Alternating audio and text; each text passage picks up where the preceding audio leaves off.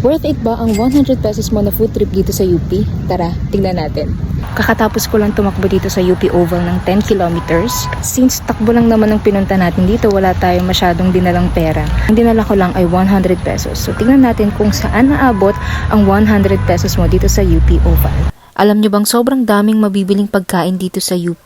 Sa sobrang dami, hindi ko alam kung anong unahin ko. With our limited budget na 100 pesos lang, malamang sa malamang konti lang ang makakain natin dito. So ayun, buti na lang habang naglalakad ako, may nakita na akong banana queue dito, worth 25 pesos. Magkano po dito? 25 po.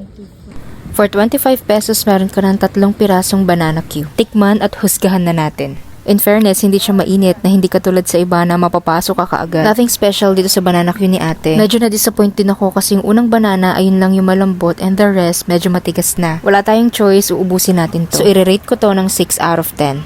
Since 25 pesos yung kanina, we still have 75 pesos. So ano maalat-alat, ayaw ko na matamis kasi nag-banana queue na tayo kanina. So we want salty, flavorful. Huwag tayong kwek-kwek.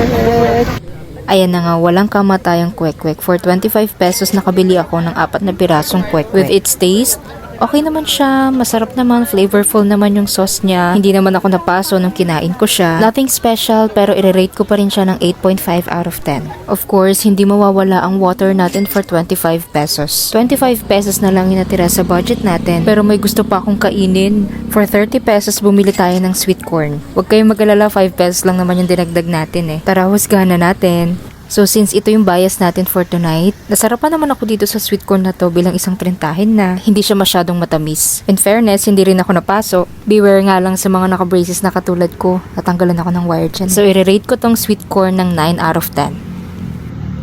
Ayan, so hanggang dun lang talaga kasya yung sandaan natin. Medyo pricey rin kasi dito sa may UP, kaya kulang 100 mo. Pero kapag nagtitipid ka naman, go ahead lang.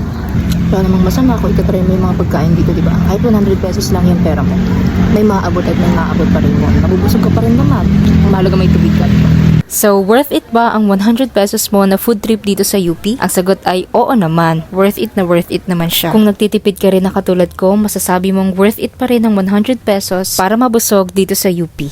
Kaya i-rate ko ang food trip experience natin dito sa UP ng 8 out of 10. Kaya if you want more, follow me for more tipid taste and trails.